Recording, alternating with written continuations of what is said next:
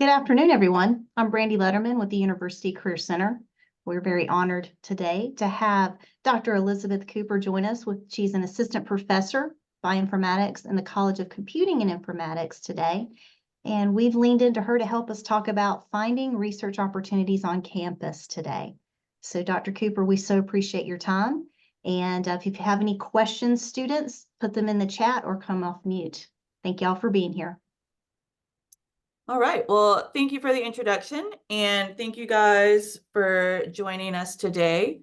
So as Brandy just mentioned, I am a professor in bioinformatics. So what I was going to talk to you guys today about was a bit about the type of research that's going on in my own department.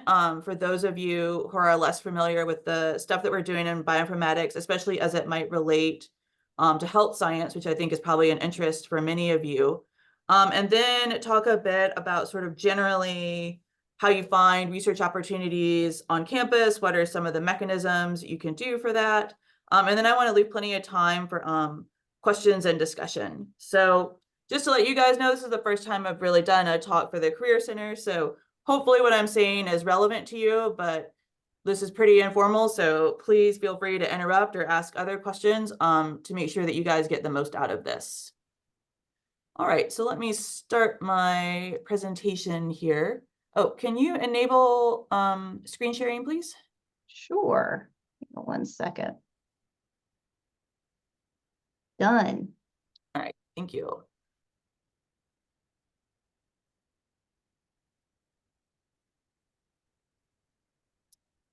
All right, let's go into presentation mode here. Okay. So again, just a quick overview of what is sort of I have formally prepared. I just wanted to tell you guys really briefly just what bioinformatics is and what some of the applications of it are. So what some of the sort of career and research opportunities are in that. And then mostly I want to give you guys examples of what bioinformatics is by talking about what the colleagues in my department do research on, since we have a pretty diverse department and people are working on all kinds of things. So I think sometimes people are surprised at how many different things bioinformatics can be.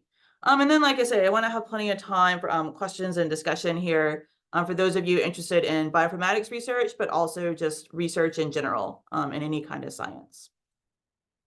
So the classic definition of bioinformatics is actually, it's this combination of things. So it's this idea of using computer science methods to answer biological questions.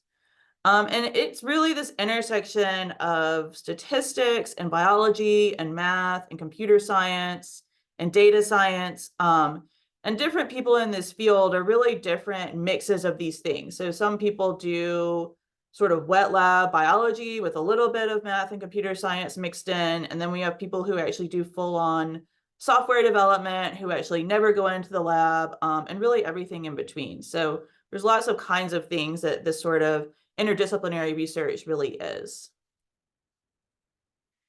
And we see bioinformatics showing up in lots of different sectors these days. And I suspect this is something you guys are sort of becoming more aware of, which is that as we get more and more biological data created, there's more and more needs in all of these sectors for people who know how to analyze it and what to do with it. So a major sector for bioinformatics is in the healthcare industry. So people are interested in developing methods for personalized medicine, sort of preventative medicine. So things like looking at your genetics to try and understand what your risk factors are and what you can do to prevent disease. And then, of course, dealing with pandemics has obviously come to sort of the forefront of things that we think about in the field now. But then even kind of the more technical applications, like thinking about how do we store our medical data? What are the sort of ethics associated with that? How do we keep it secure? We see bioinformatics in animal biology now. So people are interested in veterinary medicine, a lot of the same types of things that we think about in human medical applications, but then also thinking about conservation applications and dealing with and managing invasive species. We see this in the biotechnology sector with things like drug development, vaccine development, developing software for other biologists or other bioinformaticians to use, and even some applications for finding targets for gene editing for certain things. My own field of research is actually in this agriculture and plant sector. So there's a lot of data and a lot of need for bioinformatics for crop improvement purposes, particularly for growing needs of food security as we sort of get these bigger and bigger populations and we have all these challenges posed by climate change. And then even thinking about what we can do with plants to sort of mitigate climate change with maybe more carbon sequestration strategies and how we can have more sustainable crops. We see it in environmental science with people doing what we call environmental sequencing. So sequencing water samples or sequencing soil samples, sort of as a lot of times as a way to monitor what's going on in those and monitor more environmental health and look at sort of cleanup applications. And then, of course, in the more pure academic sectors, understanding evolutionary biology, understanding how genomes work, and then just thinking about what algorithms we actually need to understand biology. So all of these things have these sort of bioinformatic components to it and this need for bioinformaticians in these sectors. And what I see as sort of the key areas right now and in the near future, in particular, machine learning and artificial intelligence are a big deal in bioinformatics as they are in lots of academic sectors now. So thinking about how we actually might be able to apply those methods to things like prediction and prevention of disease. There's a lot of interest in functional genomics, so we're still trying very hard to figure out what all the genes and different genomes do. We've gotten very good at sequencing them. We have not gotten very good at actually understanding them from their sequence. So there's a lot of study in those areas. And then again, sort of as I mentioned with the agriculture and environment, there's a lot of interest in how we can take some of these biological applications and methods to understand and mitigate climate change and sort of do more sustainable biology because that's certainly a growing concern from year to year.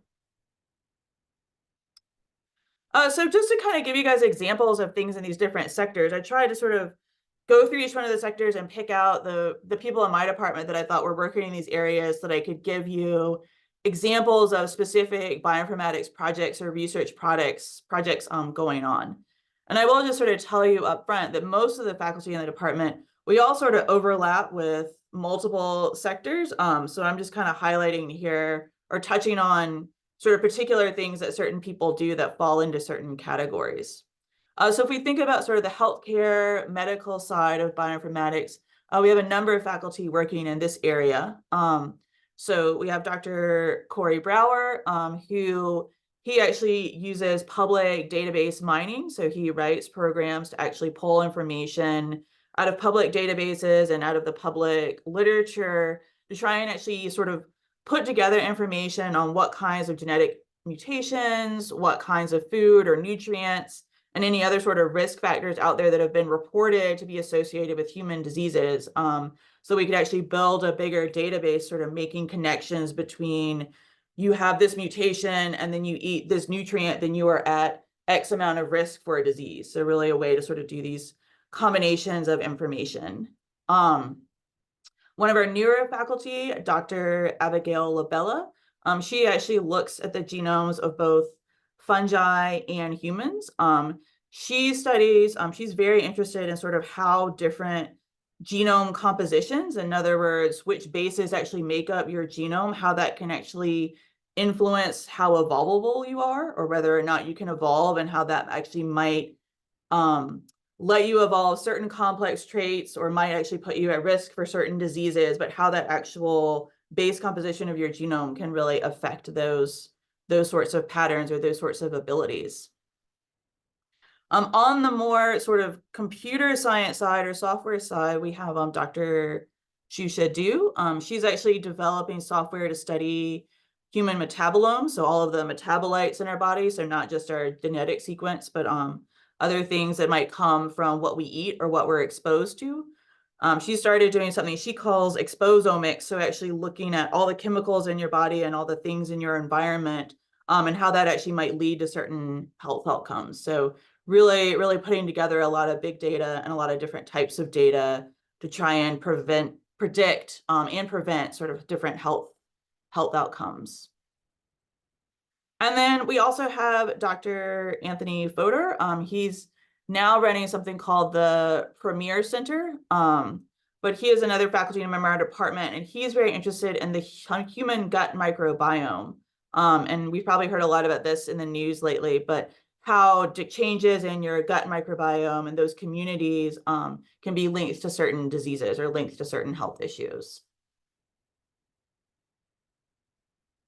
So on this animal biology side of things, we have Dr. Laurel Yo, who studies bats and bat evolution, which are obviously something that's become a lot more of interest to people because of COVID, since COVID came from bats. But she's actually really interested in understanding how brain morphology evolves and how that actually affects their sense of smell and their feeding habits, and how that actually might contribute to some of them being endangered or not. So she does really cool stuff with analyzing image data using computers to actually sort of look at some of these traits in bats.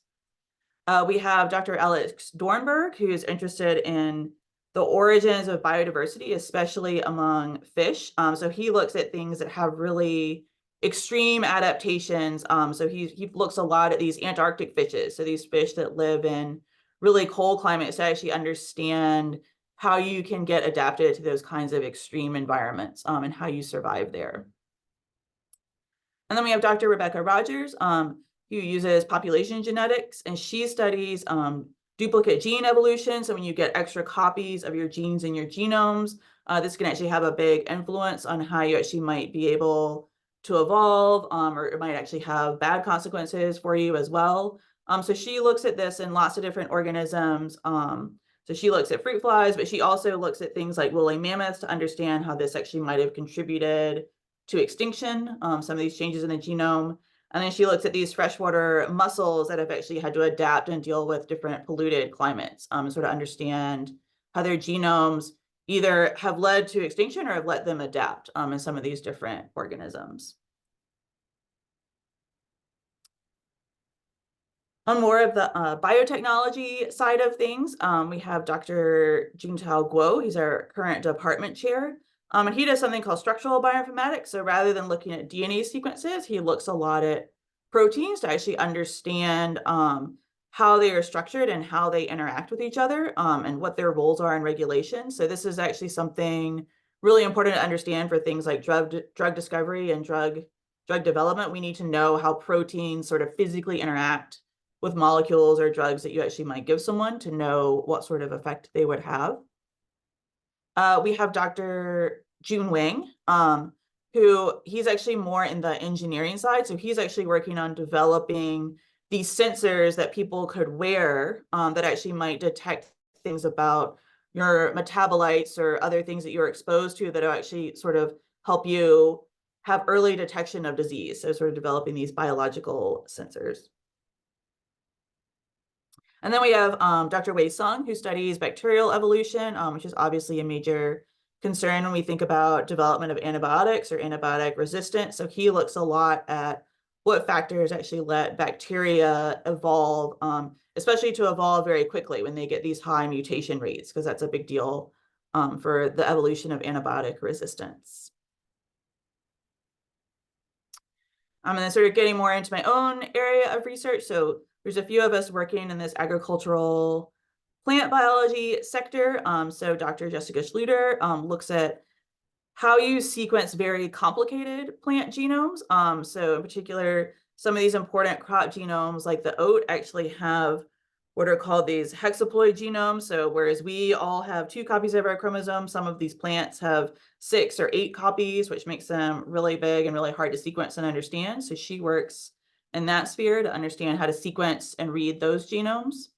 I work in a crop called sorghum, which is a more sustainable, drought-resistant type of crop, but I look at a lot of comparative genomics to understand how it got to be so adaptable, so that we could actually apply that to breeding even more drought-resistant crops and sort of these crops that can deal with oncoming climate change, with the sort of challenges we're going to have posed for food production.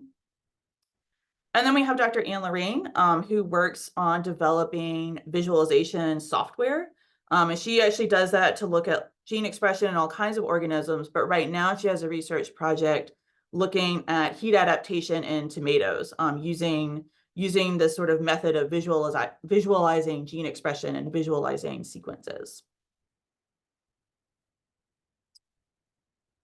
Several people are working in this environmental monitoring sector. So Dr. Cynthia Gibbs sort of created and is managing this wastewater lab, which you guys may have heard of during COVID. So they were actually doing sequencing of the wastewater as a non-invasive way to monitor COVID infections, and that's still an ongoing project. So they have people who go out around campus, collect wastewater, sequence what is actually in the wastewater to see if you have traces of viruses, and they can actually tell what strains of COVID are active or present on campus just by sequencing the wastewater without actually having to test people.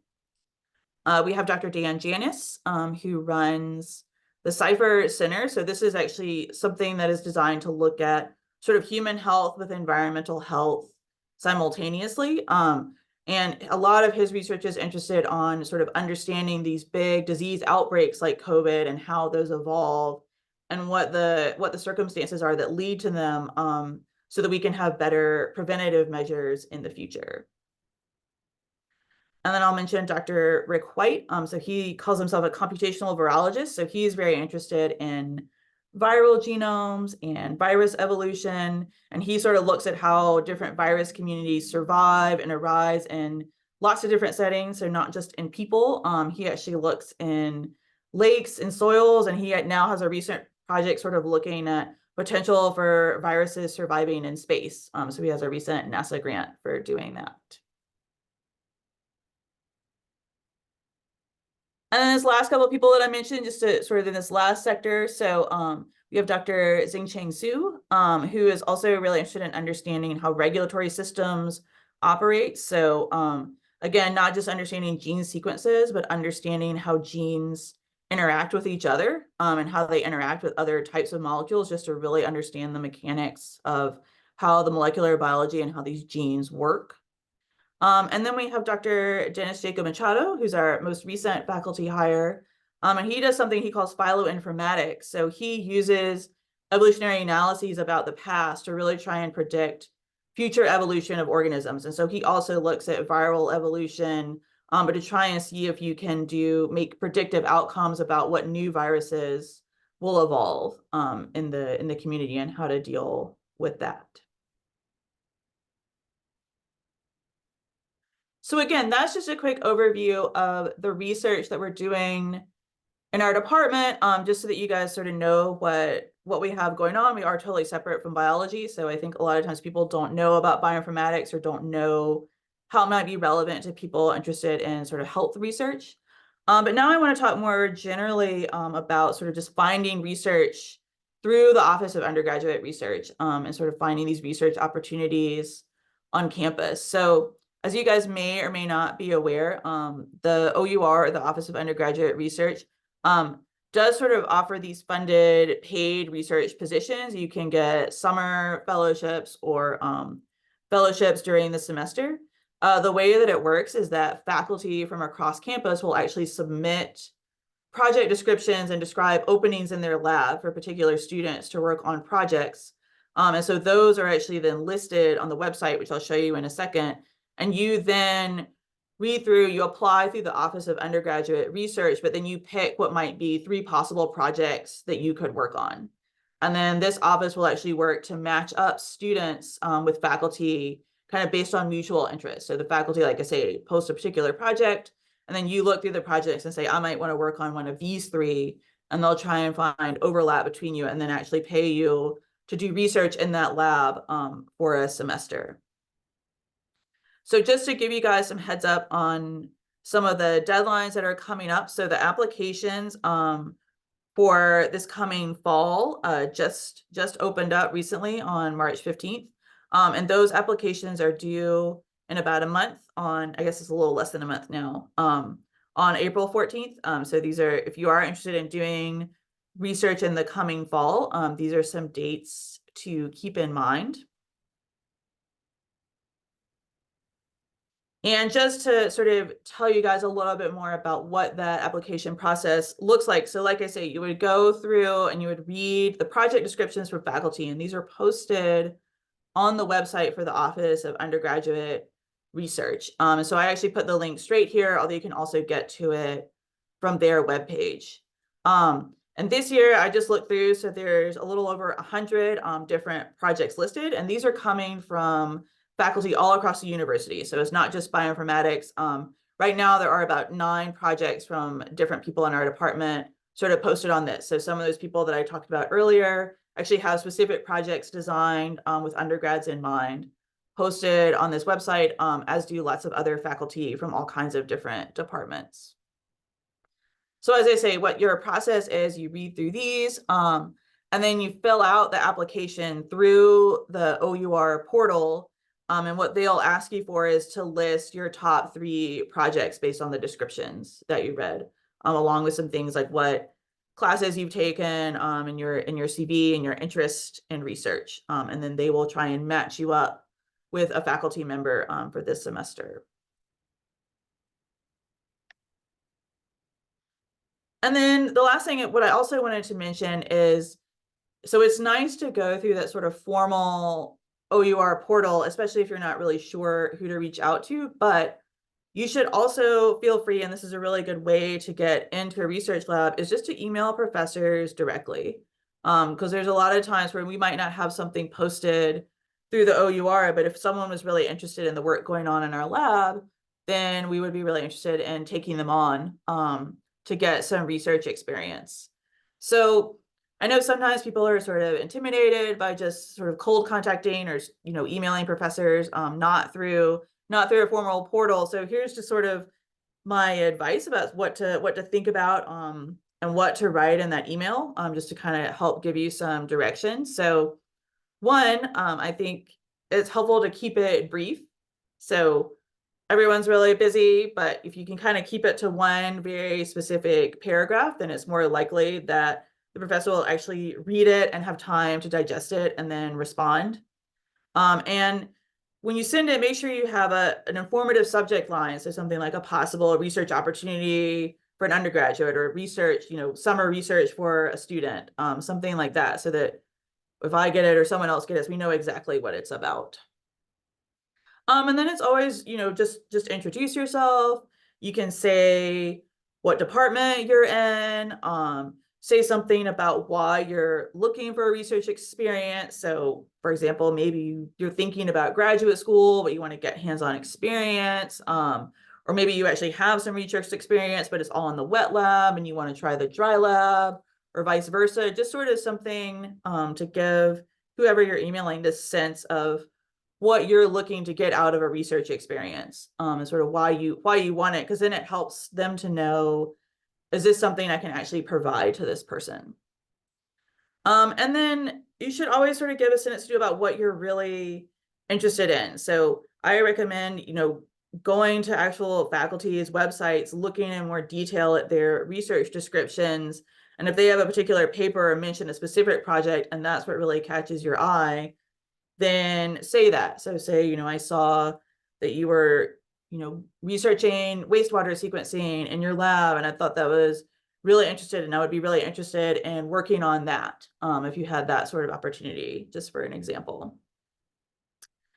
And then I always find it really useful when people email me, if they sort of tell me a little bit more about when they wanted to join and what kind of time commitment they could make. So if someone just wants to work in the summer, or if they want to work in the summer, but every day a week, or maybe they only want to work a few days a week. So just sort of saying that up front. And again, it's to give the person you're emailing a sense of, can they actually provide you with what you want? So that, because that always helps me when I first sort of see that email, I just think like, well, can I actually help this person? Is this the right fit? So all these things sort of help professors who see these emails make these sorts of decisions. And then a lot of times you might want to mention, you can feel free to sort of contact someone out of the blue, even seeking a paid position. They may or may not be able to offer it, but if you're willing to do it as a volunteer or paid, then you can mention that. If it really needs to be a paid position, then you should go ahead and mention that again, so they know whether or not that's something that they can provide you.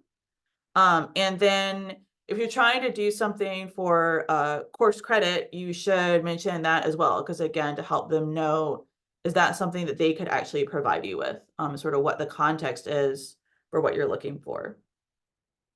And then if you want, and I would actually say this is optional, but if you want, you can actually attach a short resume, or even just a transcript to sort of give someone an idea of what classes or what experience you've had so far. But so I actually find just for sort of the initial contact, just the paragraph with sort of this basic information about what you're interested in, why you're interested in it, and kind of what the details are of what you're looking for usually gives me enough context to say to someone, yes, this might work. Let's have a Zoom meeting, or just to say to someone, I don't think you're the right fit for my lab, or I can't do this right now. But even then I can actually recommend other people that they might want to work with or want to contact.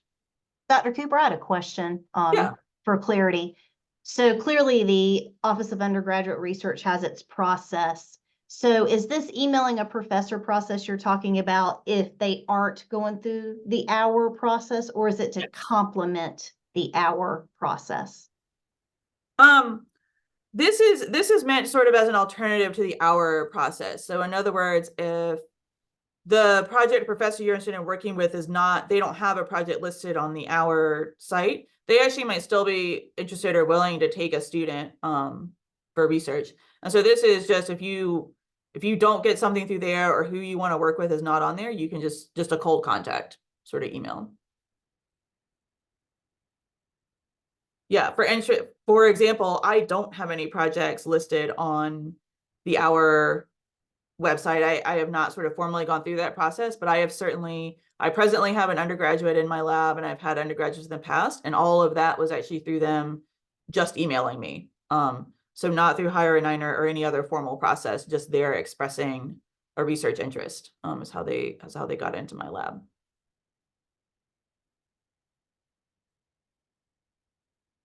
So this was pretty brief. So that's actually all I wanted to do in terms of sort of formal presentation slides. But like I say, I wanted to make sure there were plenty of time for questions. And then again, like I say, I wasn't quite sure what y'all wanted to hear about today. So I wanted to leave it pretty open-ended for any questions that you guys might have about doing research or getting into a research lab, or sort of different avenues for that. I am happy to answer any and all questions if I can. So thank you. Dr. Cooper, I had a question, a technicality. Is it cool if students submit a resume format or a CV format? Are either or okay in this case for the hour process and for reaching out to a professor process? For reaching out to the professor process, I would say either one is fine. And like I say, actually, I wouldn't even be too worried about having the CV attached in that first email. Although it's if you've got one ready, then it's nice to have for that cold contacting process. The shorter the format of the thing, the better. Yeah. Which is, unfortunately, it's just the truth. The more quickly I can see it and digest what I need to digest, the better that is. I will be honest that I am actually not sure for the hour process. If I might be wrong about this, but if I remember correctly, I'm not sure you actually need to attach your CV. I think they ask you specific questions that you fill in, but I'm not Okay. 100% sure on Cool. that. Because I know, like, when you think about industry, when you think research, a lot of times they lean into the CV format or education settings. However, a lot of students sit in the resume format situation. So, maybe having both would be cool to have on hand. Yeah, I mean, I would certainly say for this is when I think when like graduate students send me stuff, I'm looking for CV format. But that is more common, like you say, it's more common in the research sector. But since that cold contacting is certainly not a formal application, I would not say, oh, I'm not offering this person a position because they sent me a resume instead Right. of that's just a way to sort of, if you have it on hand, that's an extra way to convey to me something about you. Great. And in See your if that's something. experience, how competitive have those hour positions been? Um,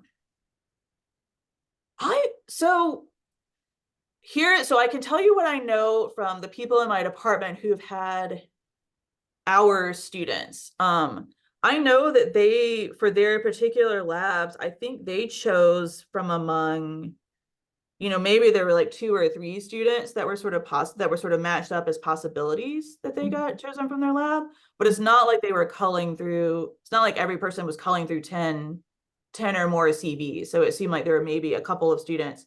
Well, that's of course really going to vary in terms of, there might be some people that have like some crazy popular project that everyone puts at their top. So I don't know, but I think that again, I can't give you the statistics, but just from what I know sort of anecdotally, I don't think it's like, I don't think you're guaranteed just from applying, but I don't think they're so hugely competitive.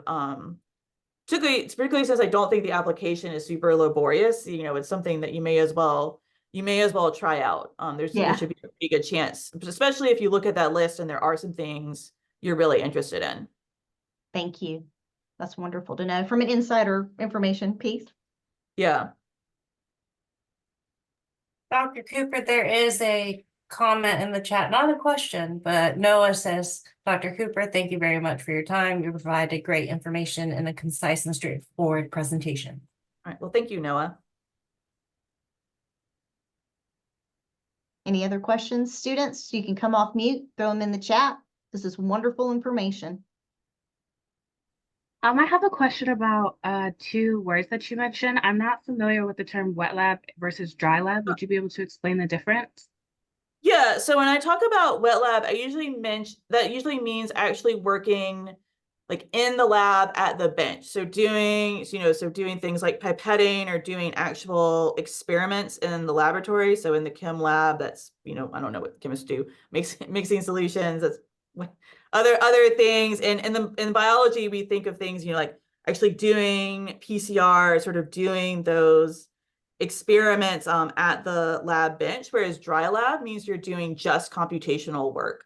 So you would actually be doing just analyses, or just even, just programming, like I say, not different people in our department have different levels of this. So some people would be sort of writing new code, but there's a lot of bioinformatics that is using existing pipelines and code and just doing sort of data analysis and number analysis type things. Does that help? Yes, thank you. Yes, I can post. I see another question in the chat. I can post the link to view the research opportunities. I will pull it out of here. That's the research. Does that actually go through as a link or a picture? Let's see. I went through something weird. Yeah. We got both. Okay. All right. And then I'll type in, so this is just the Office of Undergraduate Research site. Is just our.charlotte.edu. So if you go to that front page, if my link doesn't work, if you go to that front page, then you can get even more detail sort of through there. And I should also add, so they have some nice information on that site that you might want to look at anyway, because they actually have some information about finding opportunities outside of Charlotte. And they even mention some other schools in other cities that actually have programs that anyone can apply to. So you don't necessarily have to be a student at that school to apply to those things. Exactly. They're very helpful too. Wonderful people to work with.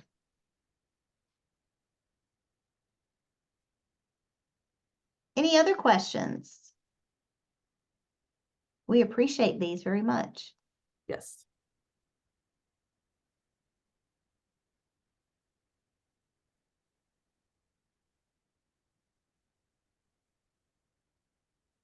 All right. Dr. Cooper, we can't thank you enough for this. We love hearing deeper dives into the different, number one, different parts of the university. Number two, anything that can give students light on, how they can be growing within particular fields and industries. So this is wonderful material. We so appreciate your time. Great. Well, it was my pleasure. And again, if any of you guys are on the call, if you think of questions later, then let me type my email into the chat, but it's just lizcooper@charlotte.edu. And so I would be happy to answer specific questions via email. If any of you guys think of anything else that you want to know about bioinformatics or research, either on campus or off campus. I'm happy, like I say, I'm happy to help if I can. Thank you so much. Wonderful work. Students, thank you guys for being here and taking the time. And again, the Career Center is here as well for you to help with all things taking you from student to career professional. Have a wonderful day today. Thank you, Dr. Cooper. Yeah, thank you. Thank you. Bye, everybody. Bye. Bye.